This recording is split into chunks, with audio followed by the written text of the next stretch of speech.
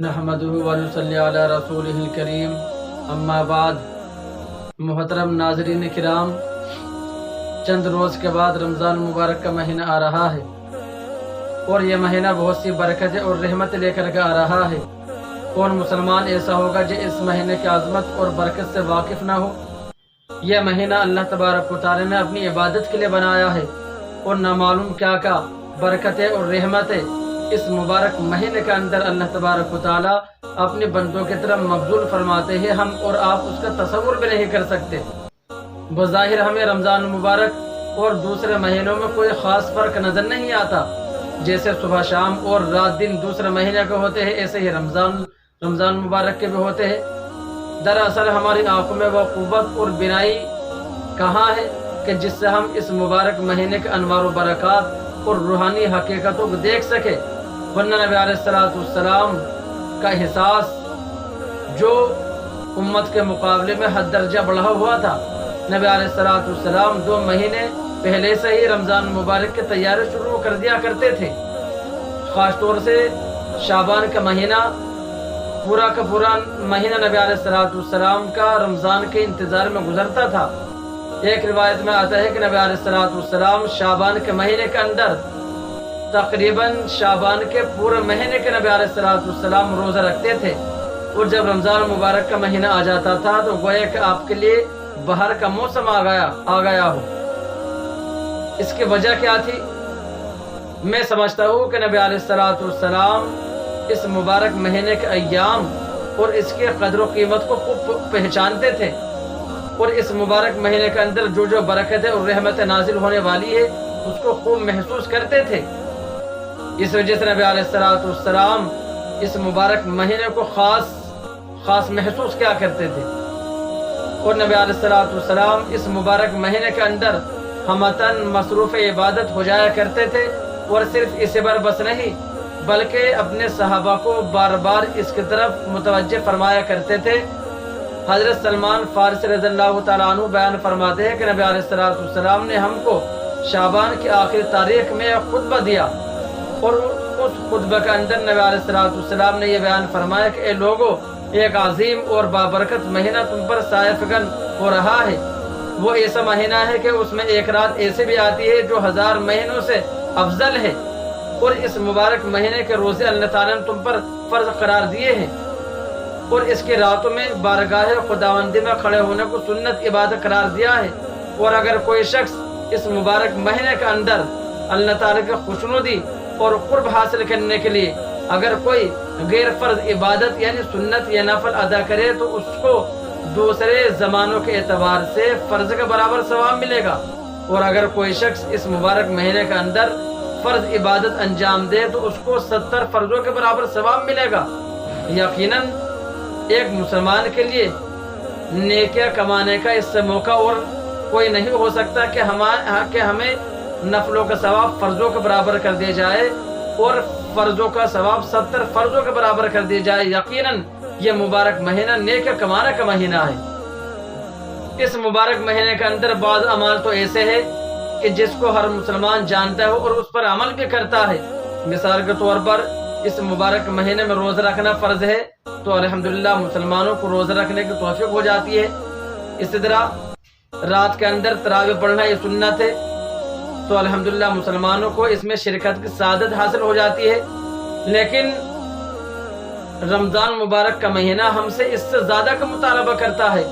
عام طور سے لوگ یہ سمجھتے ہیں کہ رمضان مبارک کا خصوصیت صرف یہ ہے کہ اس میں روزے رکھے جاتے ہیں اور رات کے وقت تراویح پڑھی جاتی ہے، اس کے علاوہ اور کچھ نہیں۔ یقیناً اس بات میں تو کوئی شک و شبہ نہیں ہے کہ یہ دونوں عبادتیں اس مبارک مہینے کی اہم ترین عبادات میں سے ہے،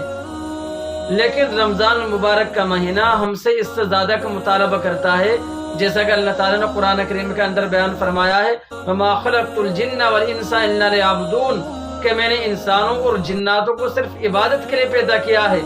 تو اس آیت کریمہ کے اندر اللہ تبارک و تعالیٰ نے انسان کی تخلیق کا مقصد یہ بتایا کہ وہ اللہ تعالیٰ کی عبادت کرے۔ بہت سے لوگ سوال کرتے ہیں کہ انسان کو عبادت کے لیے پیدا کرنے کی ضرورت کیا تھی؟ فرشتے اللہ تعالیٰ کی عبادت کر رہے ہیں، بہت پہلے سے عبادت کر رہے ہیں، وہ اللہ تعالیٰ کے تسبیح بیان کر رہے ہیں، اللہ تعالیٰ کے تقدیس کر رہے ہیں، تو عبادت کے لیے انسان کو پیدا کرنے کی ضرورت کیا تھی؟ فرشتہ پہلے سے ہی یہ کام انجام دے رہے ہیں۔ اور اسی وجہ سے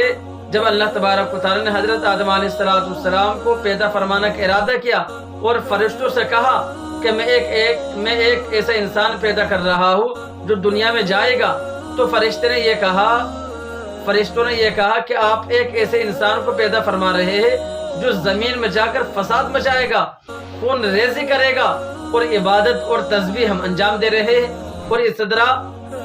اعتراض کرنے والے آج بھی یہ اعتراض کر رہے ہیں۔ بے شک اللہ تعالیٰ کے فرشتے اللہ تعالیٰ کی عبادت کر رہے ہیں، لیکن ان کی عبادت بالکل مختلف نوعیت کی تھی، اور انسان کے سپرد جو عبادت کی گئی ہے وہ الگ نوعیت کی ہے۔ اس لیے کہ فرشتے جو عبادت کر رہے ہیں ان کے اندر عبادت چھوڑنے کی صلاحیت ہی نہیں ہے۔ اگر وہ عبادت چھوڑنا چاہے عبادت نہیں چھوڑ سکتے۔ اللہ تبارک و تعالیٰ نے ان کے اندر سے گناہ کرنے کا امکان یا ختم فرما دیا، گناہ کرنے کا مادہ ان کے اندر سے ختم ہو گیا، نہ ان کو بھوک لگتی ہے نہ ان کو پیاس لگتی ہے، تو ان کا عبادت کرنا کوئی کمال کی بات نہیں ہے۔ اور جب ان کا عبادت کرنا کوئی کمال کی بات نہیں ہے تو اس وجہ سے اللہ تبارک و تعالیٰ نے ان کی عبادت پر جنت والا اجر و ثواب بھی نہیں رکھا ہے۔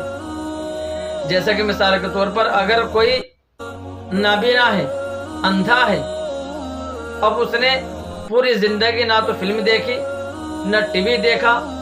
نہ کبھی کسی غیر محرم کی طرف نظر اٹھا کر دیکھی، اب یہ شخص گناہوں سے بچ رہا ہے، لیکن یہ گناہ سے بچنا اس کا کوئی کمال نہیں ہے، کیونکہ اس کے اندر دیکھنے کی صلاحیت ہی نہیں ہے، یہ دیکھ نہیں سکتا، ان گناہوں کے کرنے کی اس کے اندر صلاحیت موجود نہیں ہے۔ لیکن ایک آدمی ہے جس کے بنائی بالکل درست ہے، وہ دیکھ سکتا ہے، لیکن جب بھی وہ کسی غیر محرم کی طرف نظر اٹھا کر دیکھنے کو کوشش کرتا ہے تو اس کے دل کے اندر اللہ تعالیٰ کا خوف پیدا ہو جاتا ہے کہ اللہ تعالیٰ مجھ سے ناراض ہو جائے گا۔ اب بظاہر دونوں آدمی گناہ سے بچ رہے ہیں، پہلا شخص بھی اور دوسرا شخص بھی، لیکن دونوں کا گناہوں سے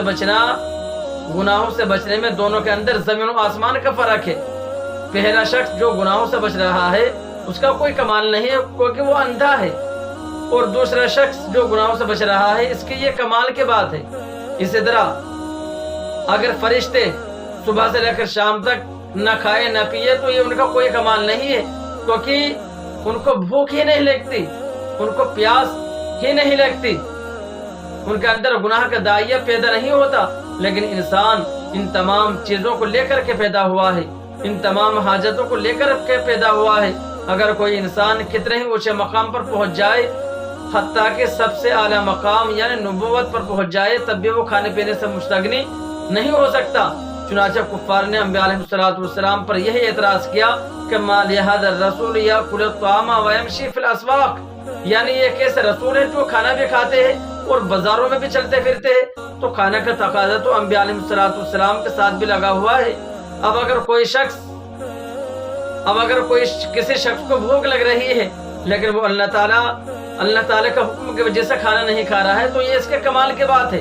اس وجہ سے اللہ تبارک و تعالیٰ نے فرشتوں سے کہا تھا کہ میں ایک ایسے انسان کو پیدا کرنے والا ہوں کہ جس کو بھوک بھی لگے گی، جس کو پیاس بھی لگے گی، جس کے اندر گناہ کے داعیے بھی پیدا ہوں گے، جس کے اندر گناہ کے تقاضے بھی پیدا ہوں گے، لیکن جب بھی اس کے دل کے اندر گناہ کا داعیہ پیدا ہوگا، جب بھی اس کے اندر گناہ کا تقاضا پیدا ہوگا، وہ میرے عظمت کے خوف کی وجہ سے، میرے عظمت کی وجہ سے اپنے نفس کو گناہوں سے بچا لے گا۔ اس کا یہ گناہوں سے بچنا ہمارے یہاں قدر و قیمت رکھتا ہے، اس وجہ سے ہم نے اس کے لیے جنت تیار کر رکھی ہے، کیونکہ اس کے دل کے اندر گناہ کا تقاضا پیدا ہو رہا ہے، گناہ کا داعیہ پیدا ہو رہا ہے، لیکن وہ ہمارے خوف کی وجہ سے، ہمارے عظمت کے تصور کی وجہ سے اپنے آپ کو گناہوں سے بچا لیتا ہے، اپنی زبان کو گناہوں سے بچا لیتا ہے، اپنے آپ کو گناہوں سے بچا لیتا ہے، اور گناہ کی طرف اٹھنے والے قدم کو روک لیتا ہے کہ کہیں میرا اللہ مجھ سے ناراض نہ ہو جائے۔ تو یہ عبادت تھی جو فرشتوں کے بس میں نہیں تھی، اس وجہ سے اللہ تبارک و تعالیٰ نے انسان کو پیدا فرمایا ہے۔ تو ہمیں چاہیے کہ اس مہینے کے اندر ہم اللہ تبارک و تعالیٰ کی زیادہ سے زیادہ عبادت کریں، اپنے آپ کو اس مبارک مہینے کے اندر فارغ کر لے، اس مبارک مہینے کے اندر نوافل زیادہ پڑھے، اس مبارک مہینے کے اندر قرآن کریم کی تلاوت زیادہ کرے، قرآن کریم کا اور رمضان کا خاص تعلق ہے، خاص جوڑ ہے۔ نبی علیہ الصلوۃ والسلام حضرت جبریل علیہ الصلوۃ والسلام کے ساتھ اس مبارک مہینے کے اندر دور کیا کرتے تھے۔ تو ہمیں بھی چاہیے کہ ہم قرآن کریم کی تلاوت کریں، نوافل پڑھے، ذکر و اذکار کرے، تسبیحات پڑھے، استغفار کرے، تیسرا کلمہ پڑھے، درود شریف پڑھے، اور اس مبارک مہینے کے اندر تہجد پڑھنا آسان ہو جاتا ہے تو تہجد پڑھے کہ انسان رمضان کے اندر سحر میں اٹھتا ہے تو تھوڑی دیر اور پہلے اٹھ جائے اور سحر کھانے سے پہلے روزانہ تہجد پڑھنا کا معمول بنا لے۔